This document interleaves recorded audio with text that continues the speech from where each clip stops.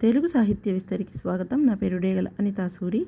ఇవాల్టి కవితా శీర్షిక మెరుగు పూలు. ఈ కవిత కౌముది వెబ్ మాసపత్రికలో ప్రచురింపబడింది. జనారణ్యంలో కాంక్రీటు చివుళ్ళు నారుమడిలా కళ్ళు తెరిచింది. జనారణ్యంలో కాంక్రీటు చివుళ్ళు నారుమడిలా కళ్ళు తెరిచింది. కోయిల కాళ్ళ కింది కొమ్మలు నరికి అపార్ట్మెంట్ పెదవులతో అట్టహాసంగా ఆహ్వానిస్తోంది ఇనుప ఊచల చెర.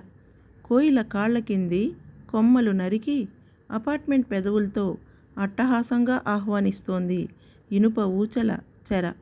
మల్లెగుత్తులన్నీ సెంటు తోటలో విరబూసాయి. ఏసీ వింజామర విద్యుత్ కనుసన్నలలో చల్లగాలై వీస్తోంది. మల్లెగుత్తులన్నీ సెంటు తోటలో విరబూసాయి. ఏసీ వింజామర విద్యుత్ కనుసన్నలతో చల్లగాలై వీస్తోంది. వెన్నెల రాత్రుల ఆకాశం పైకప్పుకు అంటించిన 3D పోస్టర్లో మెరుస్తోంది నిత్య వసంతం. వెన్నెల రాత్రుల ఆకాశం పైకప్పుకు అంటించిన 3D పోస్టర్లో మెరుస్తోంది నిత్య వసంతం. మొత్తంగా ప్రకృతి ఇప్పుడు వికృతై రెండుగా విడిపోయింది. ఒకటి సహజం, రెండు కృతకం.